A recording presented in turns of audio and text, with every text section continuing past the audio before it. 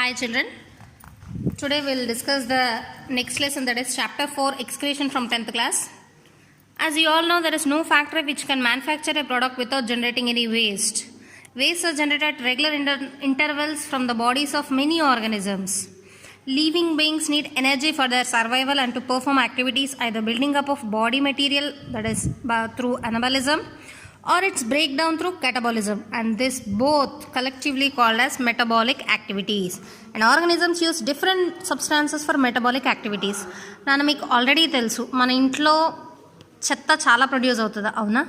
అలా మనం చెత్తని ఇంట్లోంచి ఊకి పడేయకపోతే ఏమవుతుంది? మనకు రోగాలు వస్తాయి. ఇన్ ద సేమ్ వే మన బాడీలో కూడా చాలా మెటబాలిక్ యాక్టివిటీస్ జరుగుతుంది. ఇప్పటివరకు మనం చదువుకున్నట్టు డైజెషను, రెస్పిరేషన్, ట్రాన్స్పోర్టేషన్, వీటిలో కూడా చాలా వేస్ట్ అనేది ప్రొడ్యూస్ అవుతుంది. ఆ వేస్ట్ని మన బాడీ ఉంచుకోదు కదా, దాన్ని ఎక్స్క్రీట్ చేయాలి కదా. ఆ ఎక్స్క్రీషన్ ఎలా జరుగుతుంది అన్నది ఇవాళ మన lesson. Some of these may be harmful for the organisms or removed from their body or packed and stored in some other forms. And these are all waste produced in the body of an organism. And we have already discussed how organisms get rid of gaseous waste generated during photosynthesis or respiration.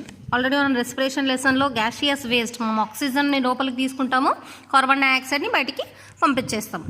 ఇలా other metabolic activities generate nitrogenous waste that have to be removed along with salts, excess water and several other materials.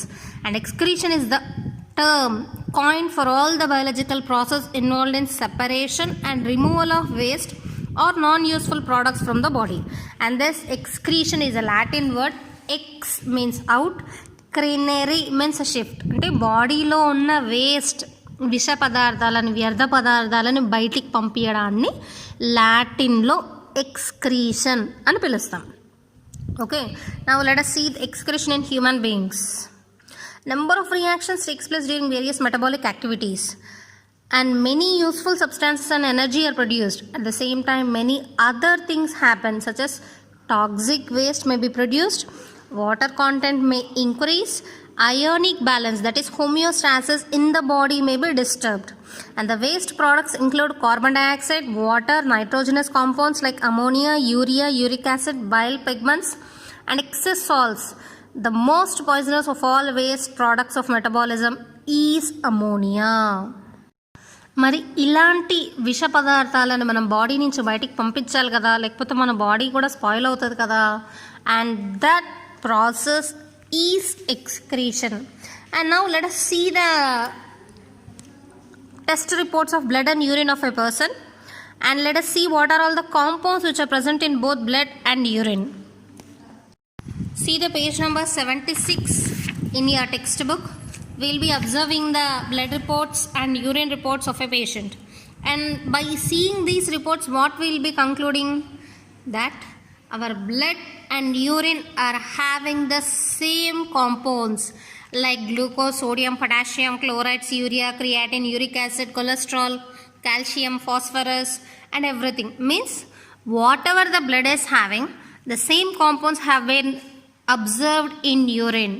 Means whatever the excess compounds which are present in our body, those have been sent out of the body as a waste materials through urine. Okay, the excretory system in human beings, let us see. In human beings, excretion mainly occurs through a urinary or excretory system, and it consists of a pair of kidneys, a pair of ureters, urinary bladder, and urethra. Observe the external and internal features of a kidney in a goat or sheep, which is similar to human kidney in function. And let us observe the lab activity. And the aim of this lab activity is to study the external and internal features of a kidney. And what are all the materials required for this lab activity are freshly collected specimen of sheep or goat's kidney, or if it is not available, we can also take a 3D model of a kidney, and a sharp blade if we take the freshly collected specimen, and a tray and a jug of water. And coming to the procedure and observation, before bringing the kidney to the lab, wash it thoroughly so that the blood is completely drained from it, and put the kidney in the tray and observe it carefully. And when we cut the kidney with a sharp blade taking a longitudinal section, we can observe the internal structure of a kidney. In human beings, there is a pair of bean-shaped kidneys, reddish brown structures in the abdominal cavity attached to the dorsal body wall, one on either side of the backbone, and these are called the kidneys, and the right kidney is placed slightly lower than the left kidney. Why? Because the position of the right kidney is lower than the left kidney due to the presence of liver above it. And the size of the kidney is 10 centimeters in length, 5 to 6 centimeters in breadth, and 4 centimeters in thickness. And each kidney is convex on the outer side and concave on the inner side. The position of the right kidney, as said earlier, is lower because of the presence of liver above. And the inner side of each kidney has a fissure or hilum for the entry of a renal artery and exit of a renal vein and an ureter. And renal artery brings oxygenated blood loaded with waste products, and renal vein carries deoxygenated blood, and the waste products generated in various organs of the body are filtered and removed by the kidneys. Nana అర్థమైంది కదా? Kidney outer side convex ఉబ్బెత్తుగా ఉంటుంది, inner side concave లోపలికి cave లాగా ఉంటుంది. ఎందుకంటే renal artery and renal వెయిన్ని లోపలికి and యూరెటర్ని లోపలికి తీసుకుంటుంది కాబట్టి. And let us observe the longitudinal section of a kidney.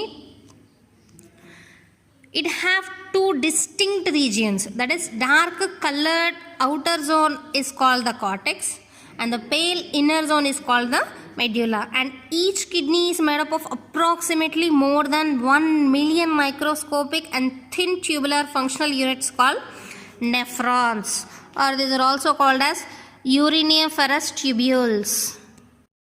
And the structure of nephron we will be studying in our next class.